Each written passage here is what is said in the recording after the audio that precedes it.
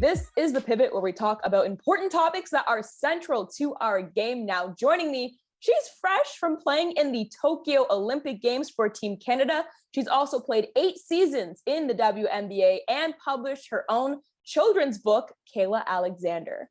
Also joining us is a former college hooper herself for the Lady Bulls turned ESPN analyst and reporter. Remember her name because you'll be seeing her a lot more, I am sure of it, Andraya Carter. Now, let's get to it. Candace Parker, she sat down with GQ to talk about her recent feature on this year's cover of NBA 2K. She said, to be on the cover of 2K as an athlete is great, but to be commentating on the game is super important. You need to hear female voices in sports just as much as you need to hear men. Andraya, I'm going to go to you first. How significant do you feel that, normalizing women in basketball spaces is having them talk about the analysis as well as being on the cover of this type of game?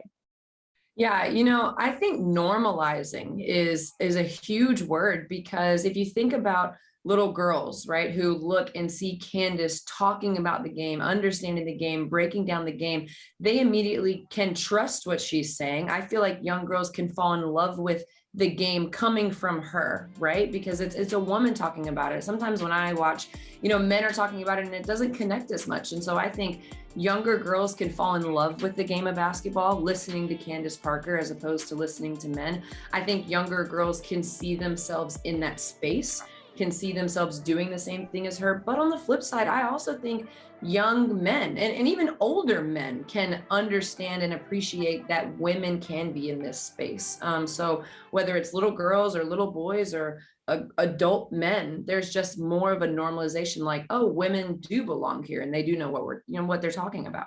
Absolutely. Kayla, feel free to jump in. Andrea hit the nail on the head. Everything you said, I am complete agreement with. Also, I love the fact that she's still playing. Like, she can offer some perspective as a player when she's contributing and being an analyst for these games. Also, like she said before, like, the representation is huge, especially for young girls and young boys to see. And I'm hoping that this will change the narrative about who we expect to be seeing commentating on what sports. Like, I love the fact that she's doing this. I hope it'll open the door for more women to do this in the future as well. But yeah. I think too, just to jump in as well, she's also a mom.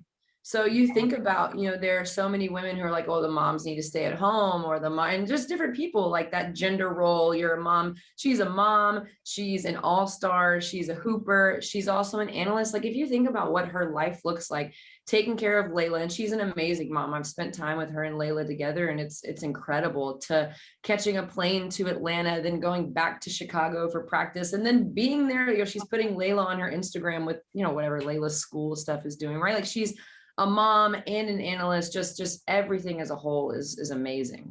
And I think you guys both touched on it, just how important it really is to see women holding space, just in general. But for Candace Parker to be on the cover of 2K, I think about just how much that would have meant for me as a little girl to see. So it's really ushering in this new generation that's gonna see this cover and think that, hey, this is normal. Now, what's also important is the fact that the WNBA is celebrating its 25th anniversary. And to do so, they're actually putting together a list of the top 25 greatest WNBA players of all time.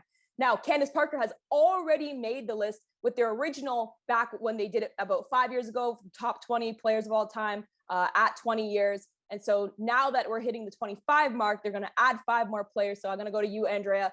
Who do you got for your top 5 now? Oh man, adding to the list. It's hard because the list is incredible. And even now, like, as I think about the list, I'm like, let me make sure, like, I hope some of these players aren't on there. I don't think they are, but for me, I would be like ridiculous if I didn't add a couple Lady Balls on there. I think Kara Lawson, I would add Kara Lawson. She had a long career. She played the game. She's an analyst for the game. She's a leader. She's a point guard on and off the floor. So I would add Kara. I would add Shimmy Holdsclaw. I think the lowest she ever averaged was 14 points in 11 years. Like, she dominated the game. Angel McCoughtry, someone that I now consider like a friend. She had 7 years, I think, where she averaged like 18 to 21 points. Like, just an unstoppable player. I think she made defense really fun. So Angel McCoughtry. I would add Nneka Ogwumike, I think, because of everything she's done off the floor as well, on the court, off the court, all the players and the agreements and all of that stuff. And then I think Elena Deladon has been a game changer as well. So Deladon, Ogwumike, McCautry, Lawson, and Holtzclaw for me. I love that. Kayla, who do you got? All right, so the list is extensive, and like you said, there are so many talented players. I feel like there's so many young players too who I would want to put on that list, but I know like just give them some more time, like they'll be added to the list in no time.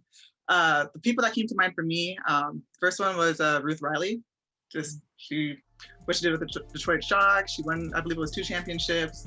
She was RGM when I was playing in San Antonio for the San Antonio Stars for a year, and like I really just enjoyed being in her presence. She was so knowledgeable and gave back so much. She was so willing to teach and share what she's learned, and then just the things that she's still doing currently within the space of sports. Another one that I had was, I don't know if I saw her on the list or not. Was Sylvia Fowles on the list? Yeah, I think she might have been on the original. On the list, because that's a big one for me as well. Yeah, I just feel like the length of time she's been in this league, what she's been able to accomplish. To me, when I think of like a beast on the court who gets it done, it's Sylvia Fowles every single time. She's just a typical like big post 5 player, and she's just a great role model in general for all young girls, women, anybody who's trying to be like a powerful post player. Same with you. I also put Nneka just because of all the things that she's done for the sport, both on and off the court. Like the impact she's had has been absolutely incredible. And then another one that I also thought of too was Brittany Griner, just because of like her height, her dominance that she has on the court as well, what she's been able to do with Phoenix, and also just most recently in the at the Olympics, her dominance. I'm pretty sure she just set a record too for most points scored by a women's player in the Olympics. So there are so many talented players out there, and I'm sure 2 years from now, 5 years from now, 10 years from now, we'll be continuously adding new players to the list, because there are just so many great players out there. So. Absolutely. I was just going to say, Kayla, you're giving her some post love from the post over here. Oh, you know. I give love to the post players. Absolutely. Listen, I wish that we could keep this conversation going, but thank you guys to both of you to be here joining me on The Pivot.